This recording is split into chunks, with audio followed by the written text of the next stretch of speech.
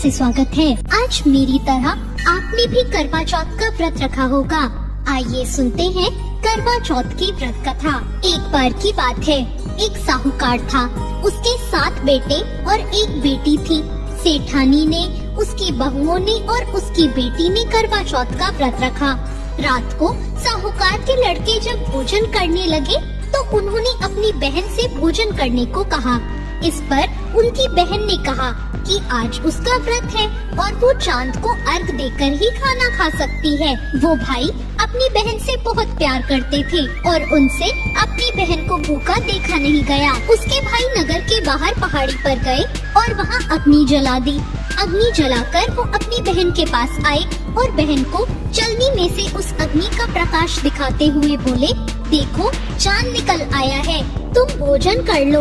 उनके ऐसा कहने पर साहूकार की बेटी ने अपनी भाभीयों से कहा, भाभी देखो चांद निकल आया है, आप भी अर्घ देकर भोजन कर लो। ननद की बात सुनकर उसकी भाभीयों ने कहा, बाईसा ये तो आपका चांद है, हमारा चांद आने में तो अभी बहुत समय है। साहूकार की बेटी भूख से व्याकुल थी। वो उसी चांद को अर्घ देकर भोजन करने बैठ गई। जैसे ही उसने पहला घास खाया उसे छींक आ गई। दूसरा घास खाते ही उसमें बाल निकल आया और तीसरा घास अभी खाने ही वाली थी कि उसके ससुराल से बुलावा आ गया कि उसका पति बहुत बीमार है और वो जिस भी हालत में हो तुरंत अपने ससुराल पहुँचे। उसे विदा करने के लिए उसकी माँ ने जब बक्से से कपड़े निकाले तो सारे कपड़े काले काले मिले। दूसरी बार कपड़े निकाले तो सारे कपड़े सफेद निकलते जाते।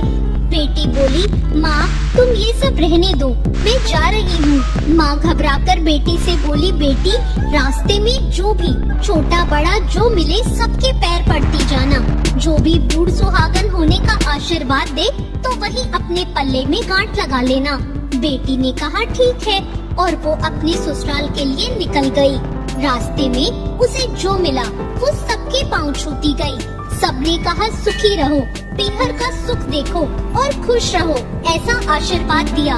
ऐसे में वो अपने ससुराल पहुंच गई। ससुराल के दरवाजे पर उसकी छोटी ननद खेल रही थी। जब उसने उसके पांव छुए तो उसने आशीर्वाद दिया, सौभाग्यवती रहो, पुत्रवती रहो, सुहागन रहो और बूढ़ सुहागन हो।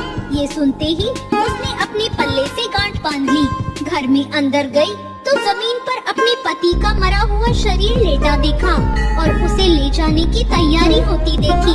वो उसे देखकर बहुत रोई, बहुत चिल्लाई। जैसे ही उसे ले जाने लगे तो रोती हुई चिल्लाती हुई बोली, मैं इन्हें ले जाने नहीं दूंगी। फिर भी जब कोई न माना तो बोली, मैं भी इनके साथ ही जाऊंगी। फिर वो नहीं मानी तो सब बोले, ले चलो साथ में। जब उसके पति को जलाने का समय आया तो बोली, मैं इन्हें जलाने नहीं दूंगी। तो सब बोले, पहले तो पति को खा गई, अब उसकी मिट्टी भी खराब कर रही है। लेकिन वो नहीं मानी। गांव और उसके परिवार के सभी लोगों ने निर्णय लिया कि इसे यही रहने दो, इसके लिए यही एक झोपड़ी बनवा दो। वो अपने पति को लेकर उसी झोपड़ी में रहने लगी। वो पति की साफ सफाई करती और उसके पास बैठी रहती। उसकी छोटी ननद दिन में 2 बार आकर उसे खाना दे जाती। वो हर चौथ का व्रत रखती, चांद को अर्घ देती, ज्योति देखती और जब चौथ माता आती तो चौथ माता कहती, करवोले करवोले, भाइयों की प्यारी बहन करवोले, घड़ी बुखारी करवोले, बहुत भूखी करवोले। पर वो चौथ माता से अपने पति के प्राण मांगती। पर चौथ माता उसे कहती कि हमसे बड़ी चौथ आएगी तो उससे अपने पति के प्राण मांगना। ऐसे एक एक करके सभी चौथ आई और सभी ये कहकर चली गई। अश्विन की चौथ बोली, तुझसे कार्तिक की चौथ यानी करवा चौथ माता नाराज है, वो ही तेरा सुहाग लौटाएंगी। जब करवा चौथ आने वाली हुई तो उसने अपनी छोटी ननद से पूरे श्रृंगार और सुहाग का सारा सामान मंगवाया और करवे भी मंगवाए।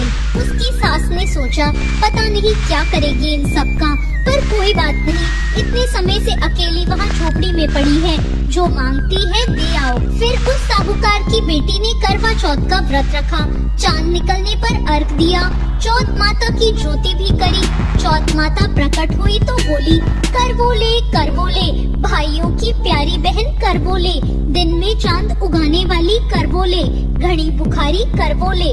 तब उसने उनके पैर पकड़ लिए और बोली, माता मेरा सुहाग वापस करो।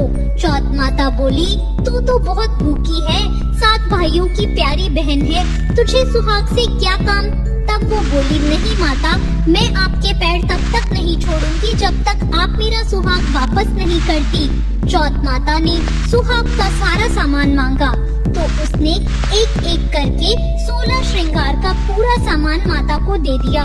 चौथ माता ने अपने आँखों से काजल निकाला, नाखूनों से मेहंदी निकाली, मांग से सिंदूर निकाला और चिटकी उंगली का छींटा दिया। उसका पति जीवित हो गया और चौथ माता जाते जाते उसकी झोपड़ी पर लात मार गई, जिससे उसकी झोपड़ी एक महल में बदल गई। जब उसकी छोटी ननद खाना लेकर आई तो उसने देखा कि भाभी की झोपड़ी की जगह तो महल खड़ा है। वो ननद को देखती ही दौड़ी दौड़ी आई और बोली, देखो भाई साहब, आपका भाई वापस आ गया। घर जाओ और सासू जी से कहो कि गाजे बाजे के साथ हमें लेने आए। ननद अपनी माँ के पास जाकर बोली, माँ भाई जिंदा हो गया। माँ बोली, उस भाभी के साथ तो तेरा दिमाग भी खराब हो गया है, कभी मरा हुआ जिंदा होता है। ननद बोली, नहीं माँ, मैंने देखा है, भाई सच में जिंदा हो गया। भाभी ने हमें गाजे बाजे के साथ बुलाया है। सभी घर वाले गाजे बाजे के साथ अपने बेटे को लेने पहुँचे।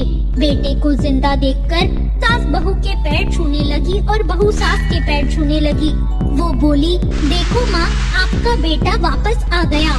सास बोली, मैंने तो साल भर पहले ही इसे भेज दिया था, वो तो तू थी जो इसे वापस ले आई। हे चौथ माता, जैसे साहूकार की बेटी के साथ पहले किया वैसे किसी के साथ मत करना, और बाद में जैसे उसे सुहाग दिया वैसे सबको देना और सब पर अपनी कृपा बनाना।